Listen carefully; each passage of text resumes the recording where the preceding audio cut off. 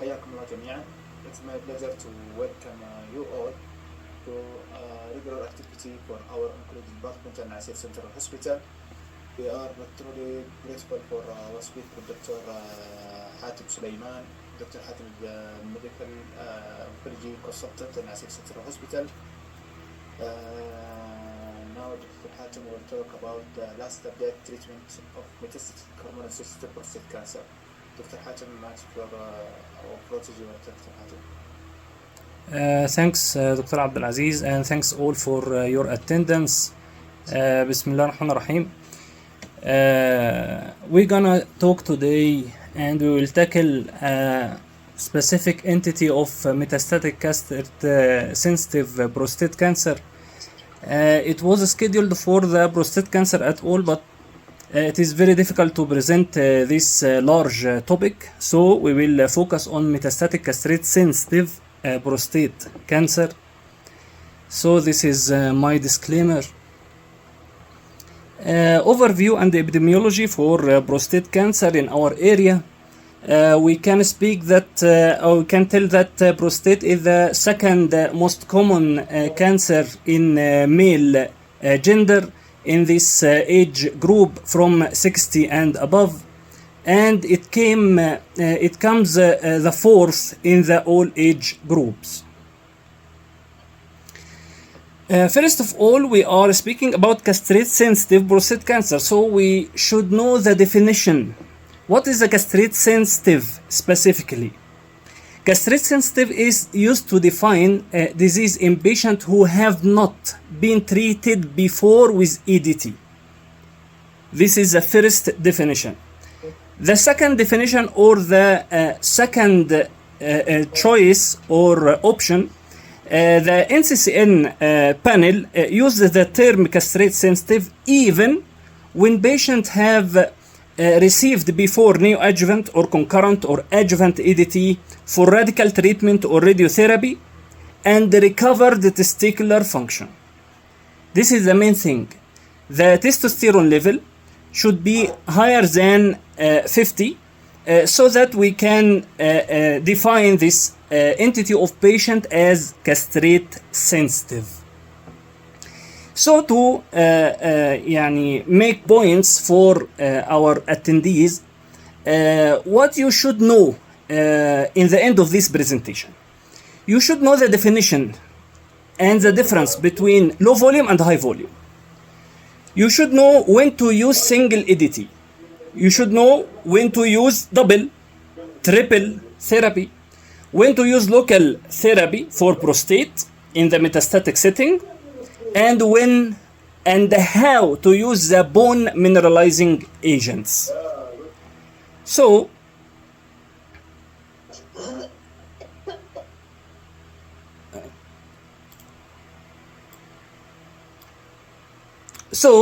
if we can imagine one patient is coming for us just for management, we will define this patient as castrate sensitive, as we told, based on the testosterone level. We will take BSA level, and we will do radiology for sure for this patient.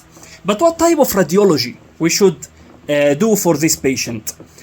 All of our studies we will present now and presented before, all of these studies depend on the conventional radiological study.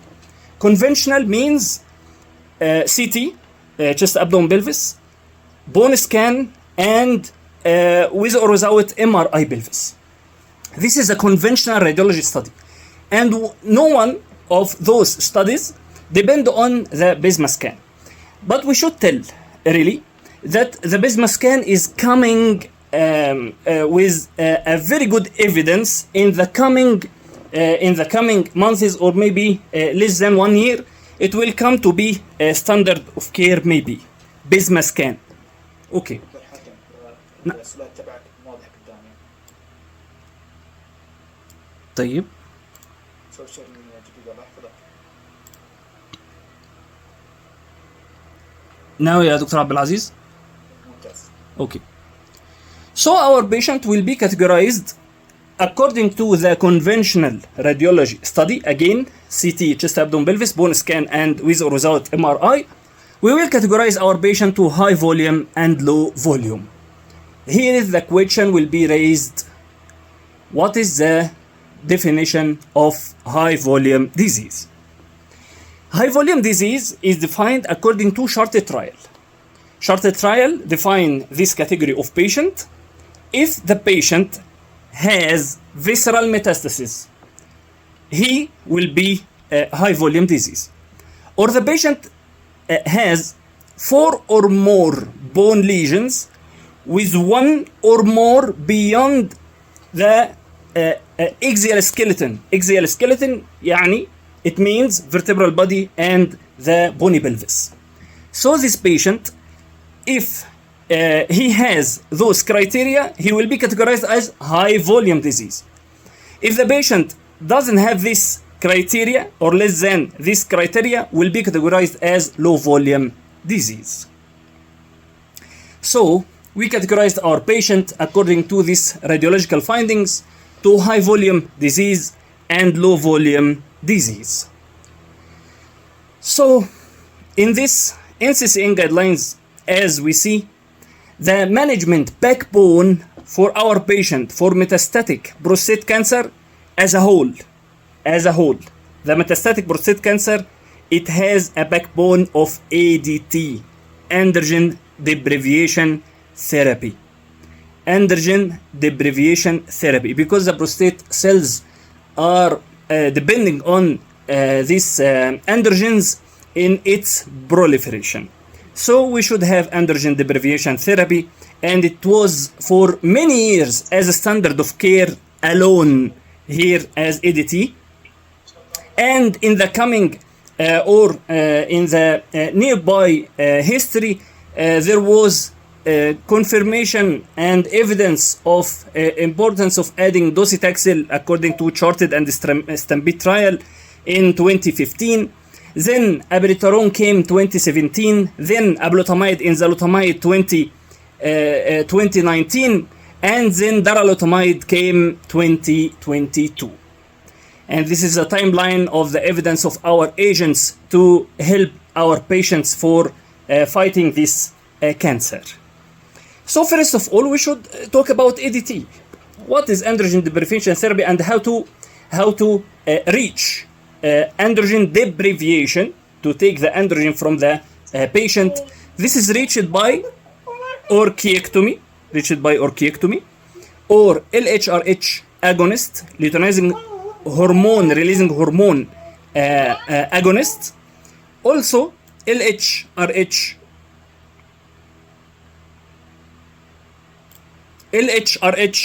agonist. Recording in progress. And for anti-androgens.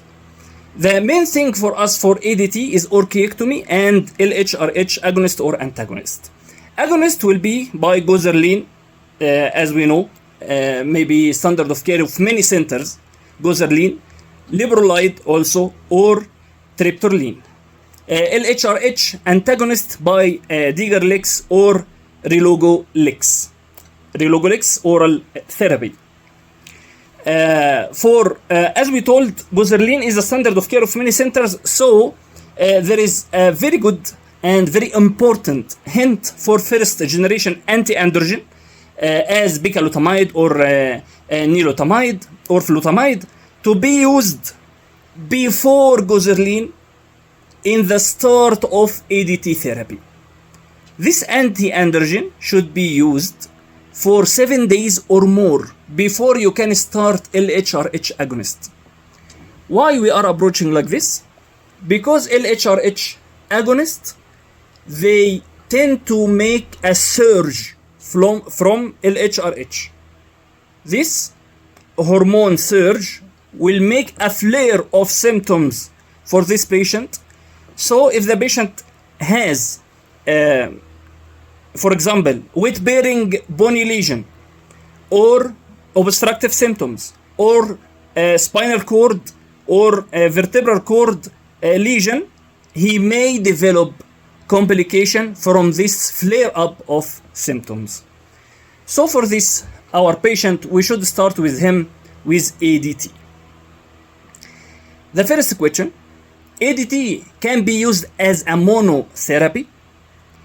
For the NCCN panel, lastly, it is discouraged to use ADT as a monotherapy, except in a very narrow window of indication that the patient, if he is asymptomatic and the patient has a life expectancy less than 5 years, we may use ADT as a monotherapy.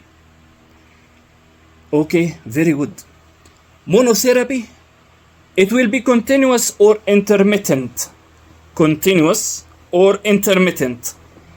Continuous, this is the standard of care. But intermittent can be used also. Even there was a phase 3 trial and couldn't demonstrate a non-inferiority for survival, but in additional meta-analysis, it didn't show a difference in survival between intermittent and continuous ADT. Intermittent, it means you have period for your patient to be off ADT. He will gain testosterone level. For the quality of life, main thing, sexual life, okay, but quality of life, cognitive function, he will feel more better without ADT, but close monitoring is very important in this category of patients. Coming back to our patient, categorized, ADT with new hormonal treatment is the standard of care. Now, no patient should have ADT alone except this our we told indication. So now here in the NCCN guidelines, they integrated ADT with one of the new hormonal treatment all over the volumes of disease. For all volumes of disease, we should use new hormonal treatment. So we are now tackling doublet treatment. ADT with new hormonal treatment. Intensification is strongly recommended for most of our patients.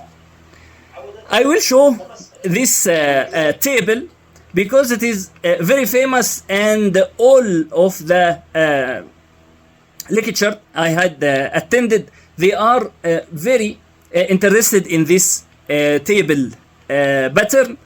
It will gather all studies which approved many agents like docetaxel, abiraterone, enzalutamide, and etc. This table is very good for summarizing. For docetaxel, it was GTUG, charted and stampede trial. For abiraterone, latitude and stampede. Enzalutamide, arches and enzamet. Apalutamide, titan. Darolutamide, ADT, docetaxel, aracens. Abiraterone, ADT, docetaxel, BIS 1. It's very good for summarizing and to memorize, inshallah, if there is any interview. Also, this table in another figure, and the table again here, it shows also the comments here for every study. So we will speak firstly about abiraterone. I will speak according to the timeline. I will speak according for the new hormonal treatment. I will speak according to the timeline of approval. Abiraterone ADT. There was 2 randomized phase 3 clinical trials for abiraterone and prednisone plus ADT, which showed overall survival. Very good. So the overall survival for those two studies was reached by those follow-up for abiraterone ADT. Latitude here, latitude it showed in this Kaplan-Meier curve overall survival with a hazard ratio 0.62 and p-value 0.001. Also in Stampede, it was reached with a very significant hazard ratio in Stampede, 0.63 with a very significant p-value. This is for overall survival. Adverse event, and it is very important to know the adverse event of every agent, because we will speak in the last or in the end of this presentation how to choose between those agents. So you should have a good idea about adverse events. For example, for abiraterone, it is mainly related to mineralocorticoids, hypertension, hypokalemia, edema, fatigue, hot flushes, and liver toxicity. Cardiac events also, it was there. Second, we will speak about enzalutamide, EDT. Enzalutamide in an open-label randomized phase 3 trial, it showed overall survival, and also there was radiological progression-free survival. The first study, ARCHES, for enzalutamide plus EDT, radiological progression-free survival, there was a very significant or marvelous significant hazard ratio. It reaches 0.39 for radiological progression-free survival. And for overall survival, it reaches almost the same with abiraterone with 0.66. Also for ARCHES and post hoc or meta post hoc, or they showed for this post hoc analysis that enzalutamide with EDT provided clinical benefit in patients with oligomets and polymets also. This was very good post hoc analysis for enzalutamide, and that's why they included in the high volume and low volume metastatic disease. All of them, for information also, not to confuse the information, that all of the agents are included in the low volume and high volume. We are speaking about this post hoc that to show that this post hoc analysis showed that patients also with high volume disease benefited with enzalutamide and EDT. Also in ENZAMET trial, clinical progression-free survival with a very impressive hazard ratio 0.45, and overall survival also almost the same 0.7 to other studies. Enzalutamide, here in this comparison between all, we should know, also not to confuse ourselves, we should know that we should not compare between studies. This is not head-to-head comparison, okay? This should be clear for us. This is not head-to-head comparison in one study. It is a comparison of all studies, and we should not do like this between studies. Here, this comparison showed that enzalutamide had significant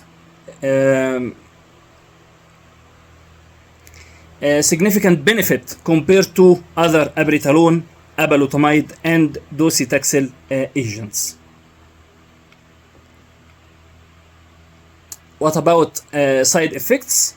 Side effects comparing enzalutamide with apalutamide in the health-related quality of life, it was in favoring a little bit enzalutamide with the toxicity profile. So what is the toxicity profile of enzalutamide? Enzalutamide can have fatigue, seizures, hypertension, increased risk of fall, which is very significant to avoid in those old and elderly patients. What about apalutamide? apalutamide in the Titan trial, which was double-blind phase 3 trial, and it tested apalutamide 240 BO once daily. The analysis of overall survival was reached with hazard ratio 0.6 also. If you can remember all, it is almost 0.6. Hazard ratio for all, it is almost 0.6. And the progression-free survival also hazard ratio 0.48 with very significant B value. In this Titan, we can see the marvelous difference between both arms. Here in Titan also, as we mentioned, there was a post hoc analysis and the analysis of the patients, and there was here significant benefit for both high and low volume disease. So as we mentioned, that's why NCCN integrated in high and low volume disease we should use new hormonal treatment. What about adverse effect of apalutamide? Rash, hypothyroidism, ischemic heart disease also. So this is a summary of safety profile. Apalutamide can cause fatigue, fracture, fall, skin rash, hot flushes, hypertension, arthralgia.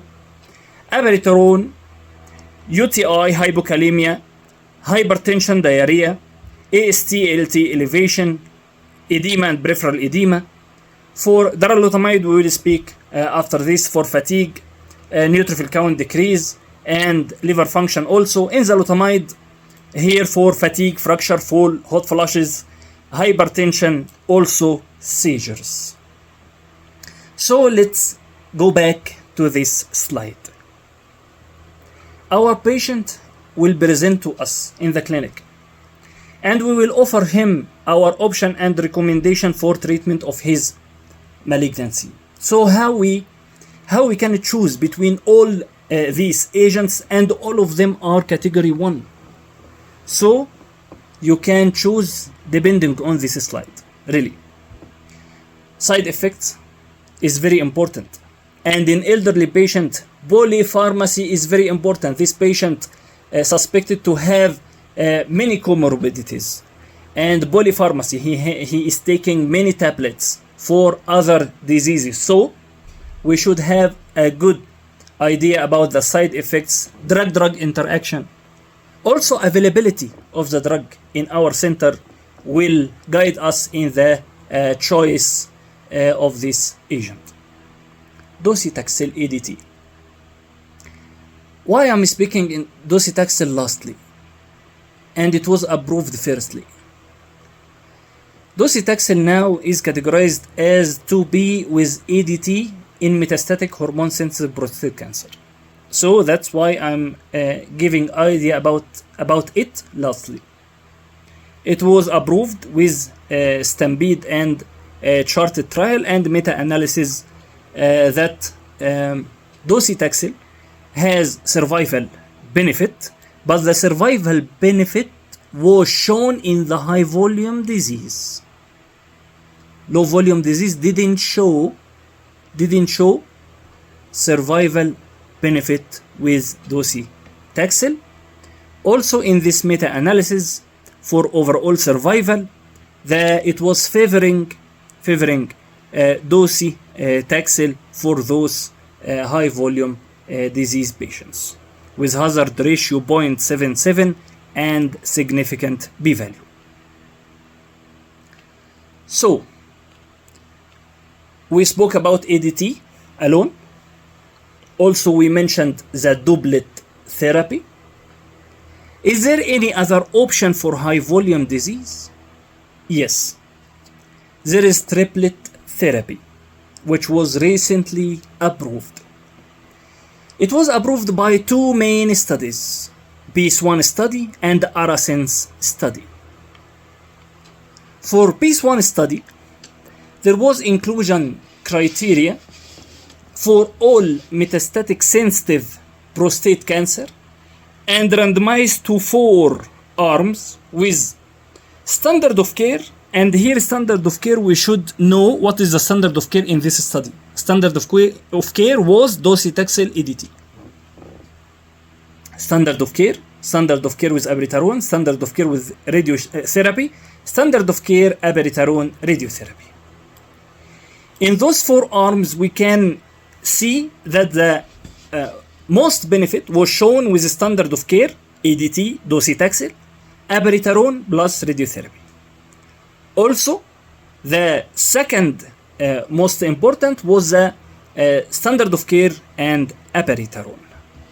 In overall survival, standard of care, abiraterone, radiotherapy didn't show significant difference between standard of care and the abiraterone, so this was the confirmed arm and the benefit in the overall survival.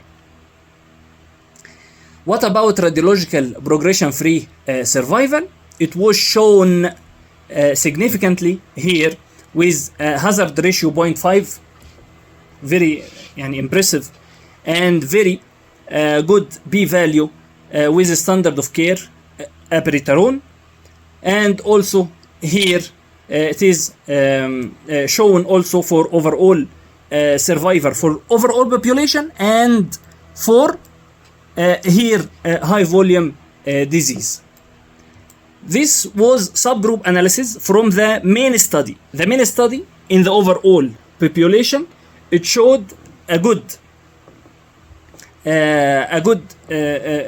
result from the abiraterone EDT docetaxel, and with subgroup analysis, it showed more significance in the high volume disease. What about Arasens? Arasens is the second study that approved the darolutamide with docetaxel abiraterone in this randomized phase 3 trial. And about the patient survival, darolutamide add-on for this patient overall survival with hazard ratio 0.68 and very significant B value. Also, for overall patients, there was subgroup analysis for the high volume and low volume. High volume showed here, according to the definition of the charted trial, it showed very good significance with 0.6 hazard ratio. And for low volume disease, according to charted trial, it didn't show any significance. So again, for this darolutamide approval, it showed in overall survival benefit and recurrent radiological progression-free survival benefit. Here, this is the factor influencing therapy choice, as we told. Side effects you should have, patient comorbidities you should have, drug-drug interaction and polypharmacy you should have, what is available in your center, and you should decide after this how to choose between those agents. This slide shows that even in USA, even in Europe, there is defect or sub-use, or we can tell it is underestimation of use of the condensed therapy. Many patients are receiving EDT alone for many reasons. Maybe for the insurance, maybe for the not updated doctors, or maybe some of patients are managed by urologist, not oncologist, and that's all. What about local radiotherapy? Can we use local radiotherapy for metastatic hormone-sensitive prostate cancer? Yes. As we know, for any other cancer, we can use external beam for bone mets. For any indication, for pain management, weight-bearing area, we can use. But there is a specific use and indication for hormone-sensitive prostate cancer, low volume disease. external beam radiotherapy to the primary tumor is associated with overall survival in low volume disease. This is very important, and this was an arm in Stampede trial. Stampede trial, we know it was يعني many arms. One of those arms was radiotherapy to prostate in metastatic disease. And for this Kaplan-Meier curve also we can see the difference and the significance of radiotherapy locally to the prostate with the low metastatic burden disease. Very significant. Also in the high volume metastatic disease it didn't show any significance. Here we can see. Also one trial, it's called HORAD trial, and the randomization was for radiotherapy or without local radiotherapy. It showed here no significance with radiotherapy in overall survival, but in subgroup analysis, here we can see in subgroup analysis, if metastatic disease, metastatic lesions are less than 5, it is in favoring radiotherapy. What about bone health? Metastatic disease to bone equals bisphosphonate. صح? Right or wrong? Okay, let's see the evidence in prostate cancer. Bone health. Principles of bone health in prostate cancer. Osteoporosis screening is beneficial and mandatory. Osteoporosis, we are not speaking now about the bone cancer lesions, bone metastatic lesions. We are not speaking about this. We are speaking about osteoporosis screening. This patient is old age. This patient will receive ADT, androgen deprivation therapy, which lead to osteoporosis. So we should screen. A phase 3 trial assessed the role of zoledronic acid in metastatic castrate-sensitive prostate cancer in patients receiving ADT, and it didn't show benefit in reduction of symptomatic skeletal related events. That's why we are not using zoledronic acid for prevention of skeletal related events. It is not recommended with bone metastasis to use the dose of zoledronic acid for reduction in the risk of skeletal related events. But what is the recommendation? The recommendation for our patient: if the patient is receiving ADT, give him lifestyle instructions. He should have exercise, low alcohol consumption, and smoking cessation. Calcium and vitamin D should have supplement, daily supplement, even nutritional or with tablet, with medication, nutritional or medication. You can give him calcium 1 gram or 1.2 gram, and vitamin D level should be maintained from 30 to 50. This patient with metastatic hormone sensitive prostate cancer with bone lesions. What about anti-resorptive agents?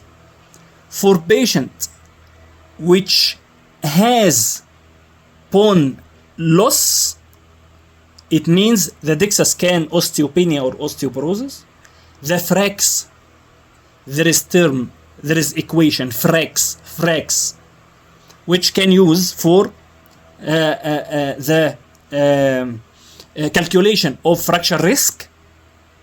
If there is bone loss, you can use anti-resorptive agents, but in a different dosage. You can see here the different dosage schedule. For denosumab, it is 60 every 6 months. For Zometa, zoledronic acid, it is 5 mg every year.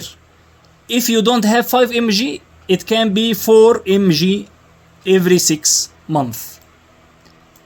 If the patient will be shifted to castrate-resistant prostate cancer, here is the use of bisphosphonate or anti-resorptive agents as scheduled for skeletal related events. The schedule will be changed to denosumab 120 every month or Zometa every 3 months. Is there any ongoing trial? I hope I didn't I hope I delivered the message about those patients. There is ongoing trials which will be for metastatic hormone sensitive prostate cancer. For example, amplitude trial, because of PARP inhibitor, it showed a good response and a very good significance in the metastatic castrate resistant. They shifted this for investigation for metastatic hormone sensitive.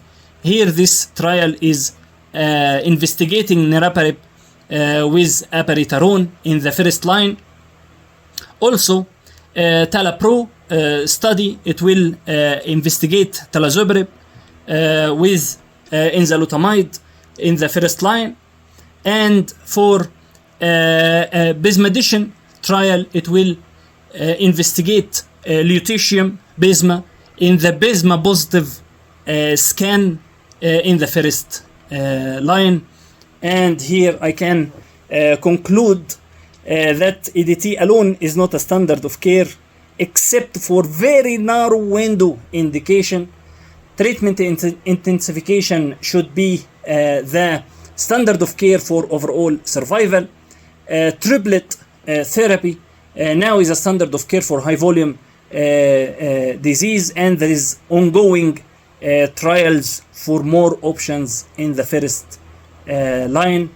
And thanks for having me.